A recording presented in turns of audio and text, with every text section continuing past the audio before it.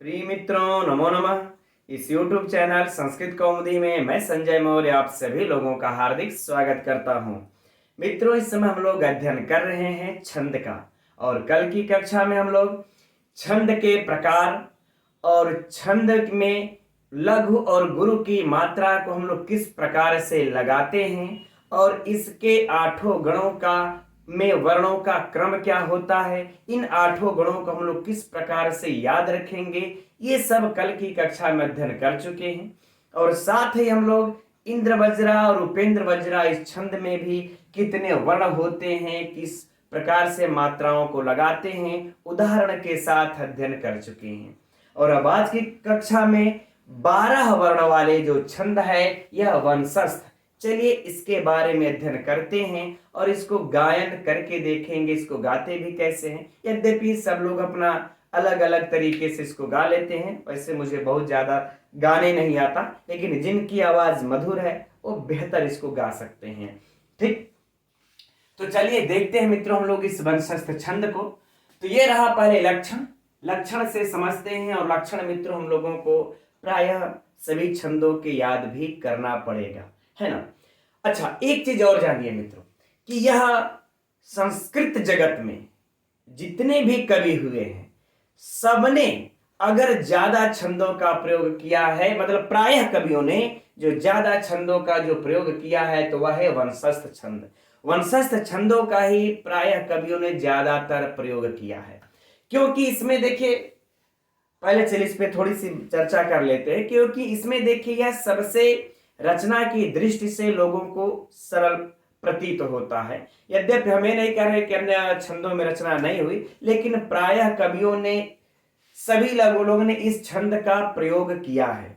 ठीक, क्योंकि यह देखिए उधर हम अगर अनुष्टुप छंद लेते हैं तो उसमें 8-8 वर्ण पड़ हो जाते हैं, वह छोटे पड़ जाते हैं। इंद्र वज्रा उपेंद्र वज्रा उपजाति 11-11 का पड़ जाता है, उधर हमारे लंबे लंबे छंद बन जाते हैं। लेकिन यह जो छंद है यह 12 वर्णों का होता है ना।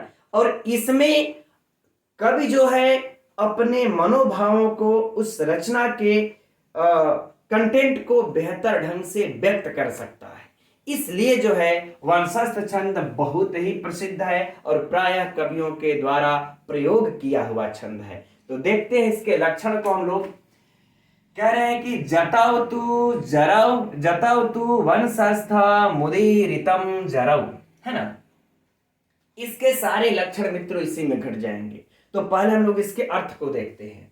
कह रहे हैं वंशस्थम उदीरितम, वंशस्थम उदीरितम अर्थात वंशस्थ उदीरितम माने कहते हैं, वंशस्थ कहते हैं, है ना, उदीरितम कहते हैं। तो किसको वंशस्थ कहते हैं मित्रों? कह रहे जतऊ, है ना, दुई बच्चे नहीं आप, तो कह रहे कि एक जगण होना चाहिए, फिर तऊ अर्थात एक तगड़ होना चाहिए, है ना, एक जगड़ होना चाहिए, एक तगड़ होना चाहिए। और इसके बाद फिर कह रहे हैं कि जरऊ अर्थात फिर एक जगड़ होना चाहिए और फिर एक रगड़ होना चाहिए, है ना। अर्थात क्रम से इनका ही होना चाहिए कि पहले जगड़ आए, फिर तगड़ आए, फिर जगड़ आए, फिर रगड़ आए।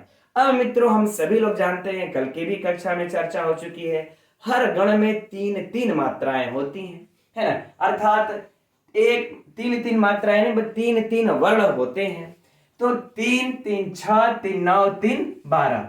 तो इस प्रकार से हम देखते हैं मित्रों इस वंशस्थ छंद में यह 12 वर्ण हो जाते हैं, है ना। अब हम लोगों को पहले तो लक्षण में ही घटाते हैं कि इसका जो यह लक्षण है, क्या इस लक्षण में इसके घट रहा है कि नहीं।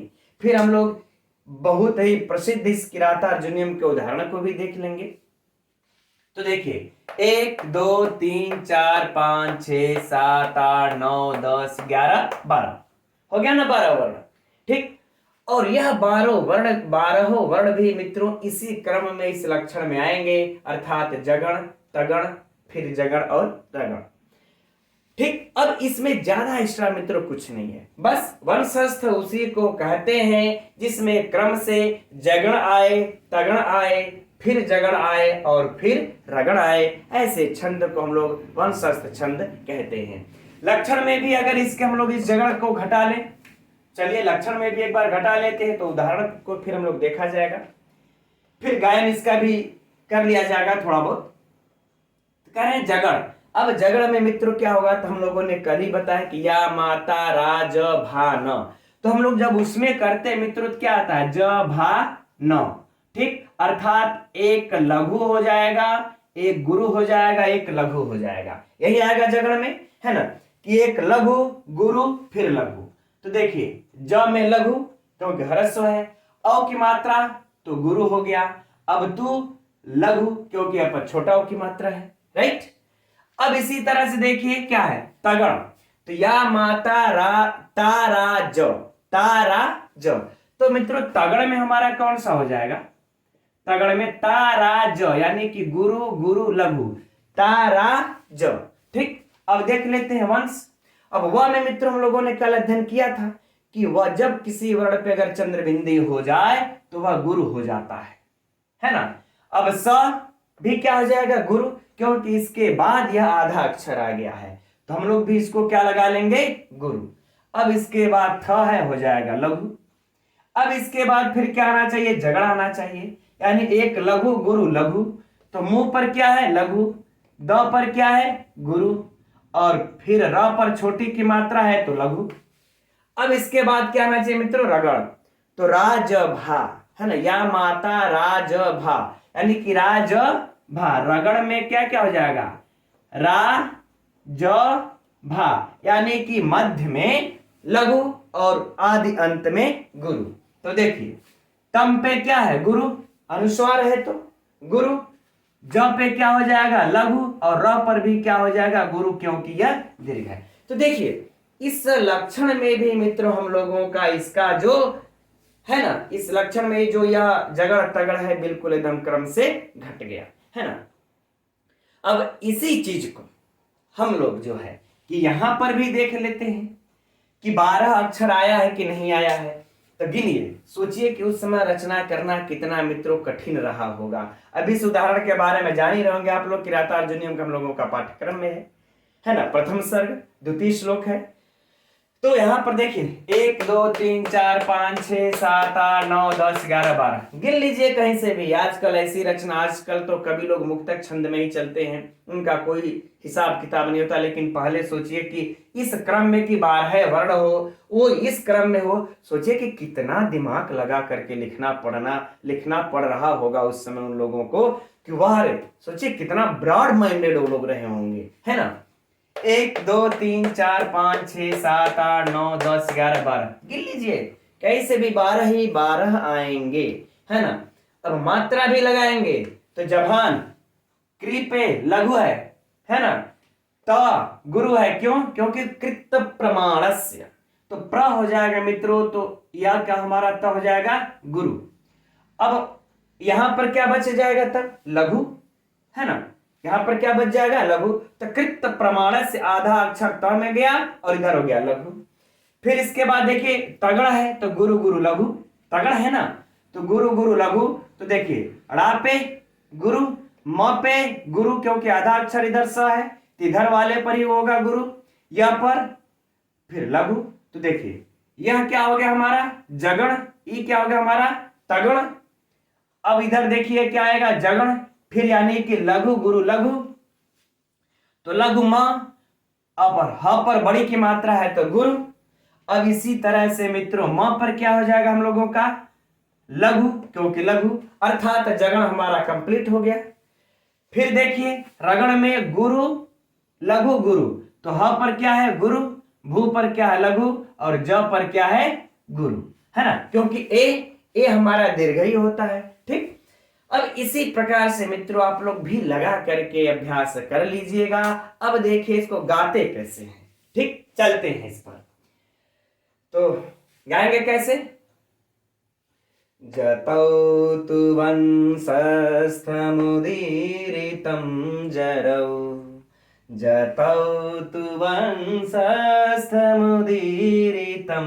जरौ, है ना, इस प्रकार से। चलिए इधर देख लेते हैं, आप लोग बेहतर गा सकते हैं, और बेहतर जो लोग अगर गा लेंगे तो मुझे आप लोग व्हाट्सएप इत्यादि पर भेज भी सकते हैं, मैं अगली वीडियो में उसको सबको हो सकता है मैं लगा भी दूं, अगर आप लोगों की इजाजत होगी तो सारे लोगों को सुनने के लिए। देखिए कौन कितने बेहतर छंद गा सकते हैं, है ना।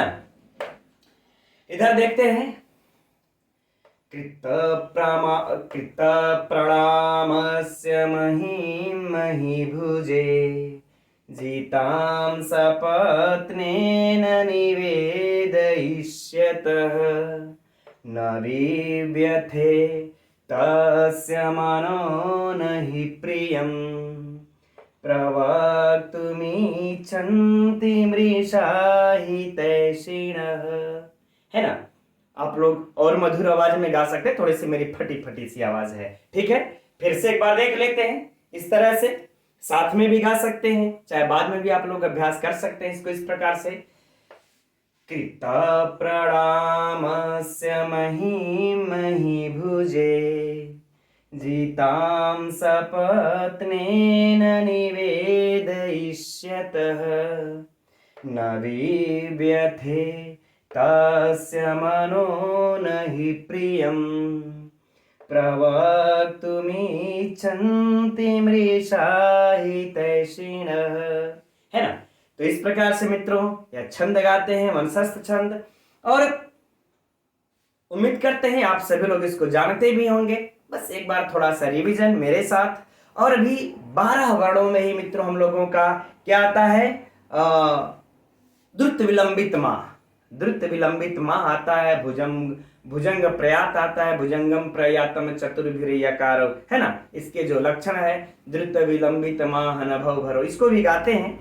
अब आज के लिए इतना ही रहने देते हैं, कल मैं आप लोगों को इन दोनों छंदों को फिर गा करके बताऊंगा। तब तक के लिए मित्रों नमो नमः।